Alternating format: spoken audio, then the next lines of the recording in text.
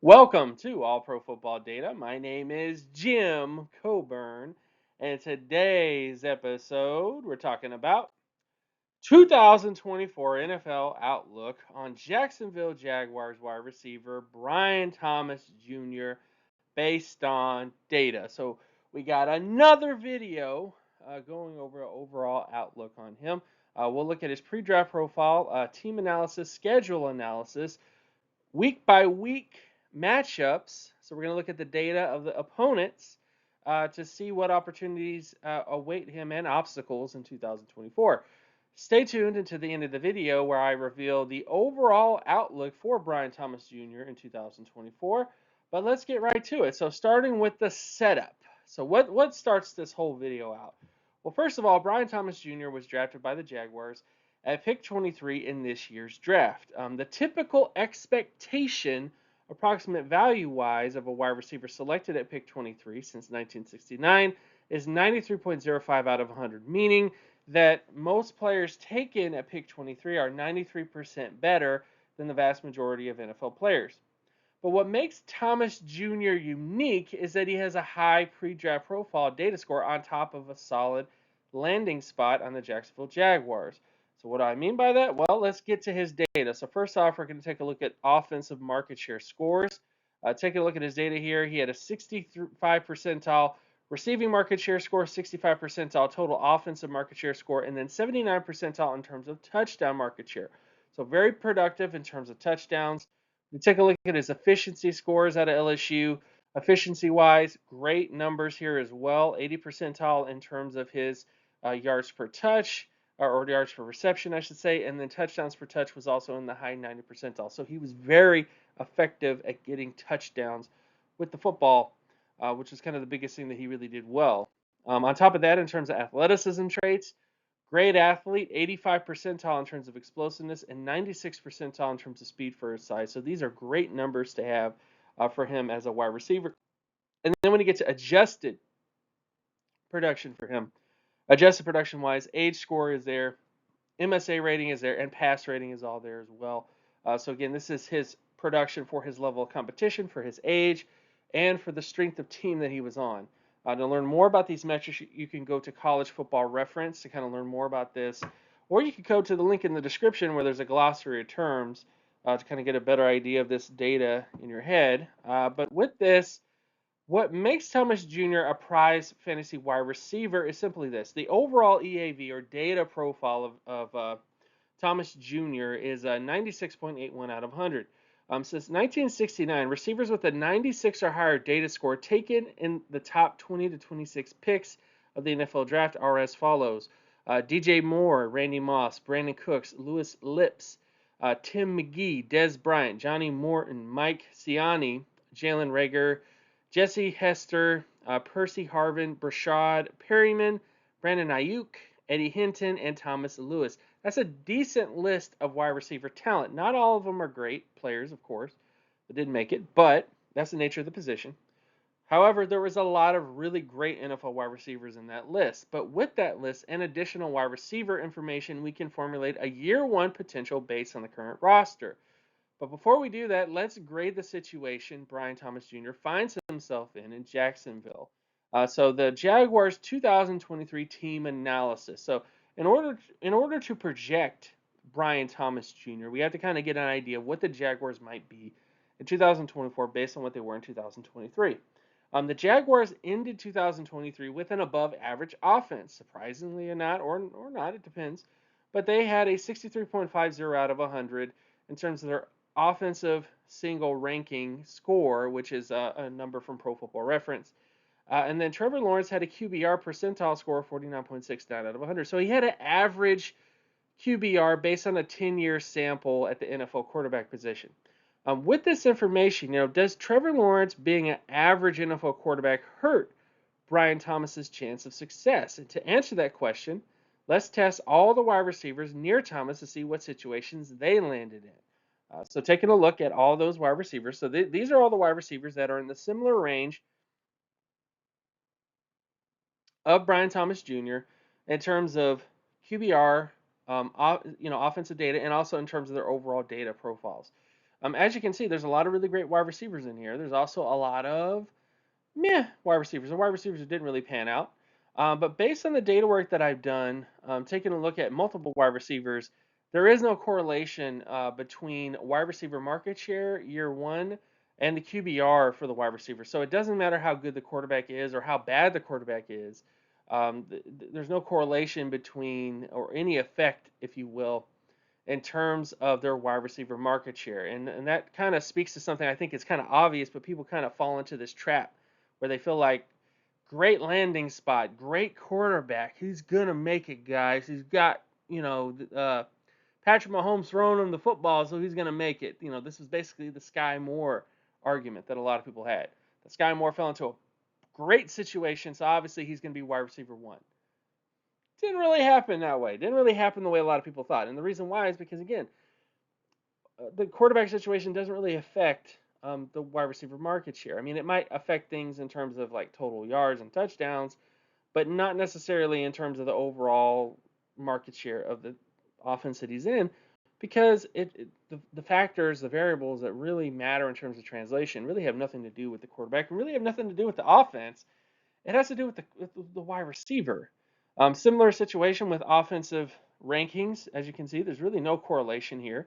A strong correlation in terms of this, just so you guys know, would be like a 0.4, 0.5 relationship, and there isn't that. There's a 0.04, 0.05, and negative 0.03 in terms of year one. So there really isn't a correlation there in terms of offensive, strength and wide receiver performance. What this means is this: whether Thomas Jr. succeeds in 2024 or not, Trevor Lawrence won't really have anything to do with it. The Jacksonville Jaguars won't really have anything to do with it, and that there are other variables at play in year one wide receiver production. And much of that also includes the wide receiver's ability to adapt to the NFL environment and produce, which is something that we may not know 100% just based on college football data. So it's other variables that we honestly don't know at the moment, or at the very least, I don't know completely at the moment. I know an aspect of it, but I don't know everything at the moment. Taking a look at one more thing before we kind of get to more information in this video. The average market share for wide receivers picked from 20 to 32 with a 90 to 99 percentile data score from year 1, 2, and 3. Typically, there's about a 62 percentile NFL market share production score there, and then it bumps up to 68 and then 70 in year 3. So typically, the rookie season is not always going to be the best. It's going to be kind of a stumble season. So that would basically kind of temper expectations with Thomas Jr. is that you would like to see him have like this giant, ridiculous rookie season, but the averages suggest that he realistically might have something closer in line with like a 70 percentile season or 80 percentile season in terms of a good, decent outlook. In terms of hoping for the best, it would be more likely he has that type of season for him. So again, you would hope for him to have this great, crazy season. However, more likely than not, he might just have a 60 percentile, 70 percentile season, and there's nothing wrong with that. But you do want to have that as a baseline in terms of what his potential could be in year 2 and year 3. Now, when you get to the Jacksonville Jaguars offense, they are loaded this year, guys. People are sleeping on the Jaguars, honestly. They have great offensive weapons this year. So, again, Trevor Lawrence, of course, got the big payday. And yes, I know a lot of people are huffy about it, but he's a good quarterback. He has great data as well. Travis Etienne from Clemson, who is now, of course, their starting running back there. He great data all around for him. Gabe Davis, of course, is coming by way of Buffalo Bills. Great overall data for him as well. Again, not somebody I think is going to be a special wide receiver, but he has great talent. Brian Thomas Jr., of course, is in the fold, and then you have Christian Kirk in the fold. And overall, that's a great wide receiver core. That's probably one of the best wide receiver cores that the Jaguars have had in a very long time, particularly because of the addition of Brian Thomas Jr. So this is something to be excited about. Then you add in the tight end position in Evan Ingram and the offensive line. I mean, that's a great offensive line, guys, in terms of the offensive talent they have there. So this is a great offense. This is a phenomenal offense, and I'm excited to see what they do this year, especially with Brian Thomas Jr. in the fold. Now, the positives and negatives for Thomas Jr. in year 1 are simply this. He's likely not going to be the only offensive threat, which I think is a good thing.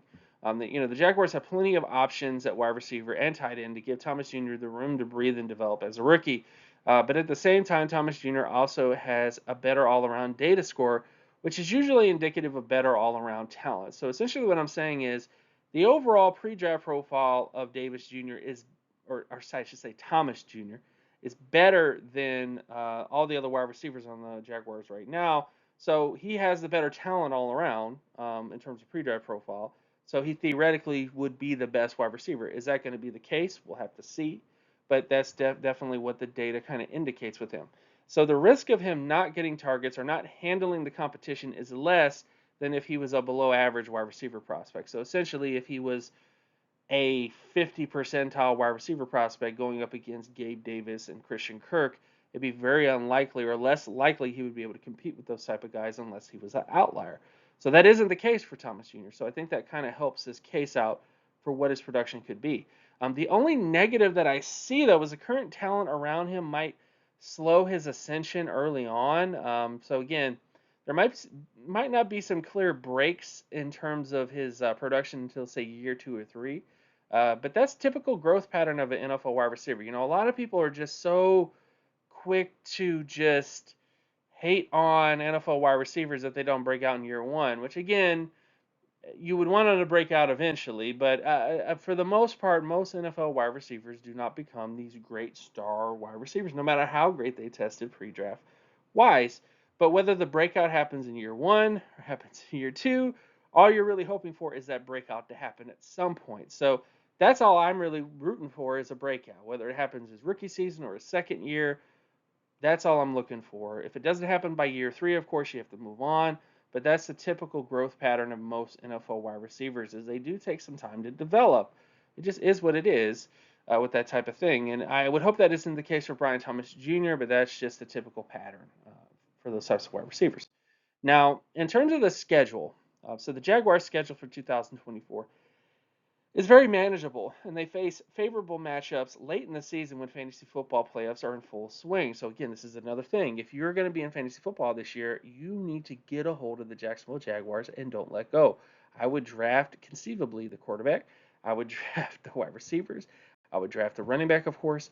I would draft the tight ends, of course, because this is going to be a situation where there is a lot of offensive talent, including Brian Thomas Jr., and the schedule they face is relatively light, especially when it comes to fantasy football playoffs. So let me just kind of get to what I'm talking about here. So starting with the first week or week one matchup, they face the Miami Dolphins. So on defense, they are definitely decent. They got some decent players in terms of the secondary here, but there are some weaknesses here. The nickel cornerback, for example, and Kadir, not really not really scary, okay? Kendall Fuller, same difference in terms of that. And of course, the linebackers that they have there are a little meh, and the interior defensive line is a little meh. So this is definitely a situation that they can take advantage. Cleveland Browns will probably be their first big test in terms of the defense they're facing and the secondary that they're facing. Then you get to the Buffalo Bills, where their secondary is kind of overhauled, and honestly, this is not going to be the same Buffalo Bills. The players they're going to face, they could have some advantages here and really take advantage of this matchup. So I'm very excited to see what they do in this game. I think this will be a big statement game if they do really well. But this is going to be a game to really pay attention to in terms of the trajectory of the Jaguars. Then you get to week 4 with the Houston Texans, probably one of the big sort of matchups for the division, of course. And the secondary here, not really that scary. Kamari Lassiter has been blowing it up on Twitter in terms of covering elderly Stephon Diggs. But when you look at guys like Jeff Okudah, Jimmy Ward, and all those other players, and also how Kamari Lassiter tested in terms of his data from college, this doesn't really scare me that much. I think the Texans secondary might be one of their big Achilles heels. They do have great pass rushers on the Texans, of course, but I think the overall secondary is something that could be exploited by the Jaguars. So keep that in mind, okay? Then we get to the Colts, who do not have great options in terms of the cornerback position. I mean, their starters are going to be Juju Brents and Dallas Flowers. Is not a good combination of cornerbacks here. So this is going to be something where there's going to be lots and lots of eating involved here, okay? in terms of eating. I don't want to do a lot of eating means, but there's going to be a lot of eating against the Colts this year. I'm telling you, based on the data of their secondary. Then, of course, you get to the Chicago Bears in terms of their overall defense. The interior defensive line is not that great, so this might be more of a good game for, say, Travis Etienne. But in terms of the secondary, there are some opportunities there. I think in terms of the nickel cornerback situation there. But this, of course, will be a test, but I think it's going to be one that they can win. Then, of course, get to week 7 in terms of the Patriots. Their secondary is kind of a work in progress. Christian Gonzalez had a great data profile coming out, but has yet to really show the goods consistently in one season. So that's going to be something to kind of monitor. But again, I don't see the Patriots as much of a threat. Then, of course, you get the Green Bay Packers. They have a solid secondary with new pieces. So there's going to be some things that could be exploited here, but we'll just have to wait and see. But this is definitely a matchup that's interesting. Then, of course, you get the Philadelphia Eagles revamped secondary as well. So anytime it's rookie secondary players, there could be opportunities here. So this is another game that I think there's a lot of potential for the Jaguars to really go off. Week 10, of course, they play the Minnesota Vikings. Completely overhauled a lot of their defense, and this is going to be a game that I think they could be exposed in a big way. So this is another game I think there could be some big matchups in terms of the Jacksonville Jaguars. And then, of course, you get to the Detroit Lions in terms of their secondary. It's also a little bit of work in progress, but they do have great data overall, but they haven't quite developed into that data yet. So that's going to be something to kind of monitor and see for them. And then, of course, you get the Houston Texans again in Week 13. Again, this is a matchup where, again, when I look at the secondary on paper, based on data, they don't look that strong. So this is going to be something where I think if I'm right on this, great matchup overall for the Jaguars in terms of their offense versus the defense. Then, of course, we get to the Tennessee Titans that are a little bit of a joke in terms of their secondary in different ways. And then, of course, you get to the Jets, who secondary-wise is solid, but guys like DJ Reed and Michael Carter, the second, are guys who have yet to really develop into solid things, which could be the opportunity that Brian Thomas Jr. needs to really do well. And then, of course, you get the final 3 games of the season, which is against the Las Vegas Raiders. Great front four, but when you get to the secondary, not much there to really get excited about. Then you get to the Tennessee Titans again, not really that scary at all. And then you get to the Colts to finish it off. So in terms of the fantasy football playoffs, I don't think you can find a better combination here. I think great matchups, great opportunities to really show off. And I think in terms of, the Texans and everything else like that, they're going to have to compete until the very end, I believe. And because of that, this is going to be a great team to have in terms of fantasy football because they're going to have the talent, they're going to have the opportunity to do really well, and then they're also going to have the motivation to play in these particular games, which is something I really like, and which is why I think you would really want to invest in Brian Thomas Jr. as a rookie because of these matchups and because of that same thing I just stated. If you're in a startup league or a dynasty league that is, taking players that are kind of condensed, they have to be young. This is definitely a situation for you. Now, the overall outlook for Brian Thomas Jr. I think Brian Thomas Jr. has endless possibilities, which is the selling point of him in the draft. He's a bit of an enigma, but because his production has not caught up to his talent. But his floor in 2024 is 46.47 out of 100, with a 91.92 as a ceiling in 2024. The jury is still out on Thomas Jr. until year 3, but I see Thomas Jr. having a lot of success in his rookie season. With his sophomore to junior NFL season is probably the year that you really should be paying attention to, where he really emerges as a legitimate star wide receiver. So I kind of see Thomas Jr. as someone who might kind of take a year to develop, and he'll do really well this year, but he just won't quite have like a breakout, crazy, ridiculous rookie season. But could be somebody in year 2 and year 3 really establishes himself. I think this season overall, because of the strength of the schedule that they face, which isn't very strong, I think the Jacksonville Jaguars are set for a really big year this year, and I think Thomas Jr. is going to be a big part of that. So that's the overall outlook for Brian Thomas Jr. Check out my other work at patreon.com/jcoburn. Also check out my X, formerly known as Twitter account, at Geometrics. And I'll see you guys in the next video. Peace.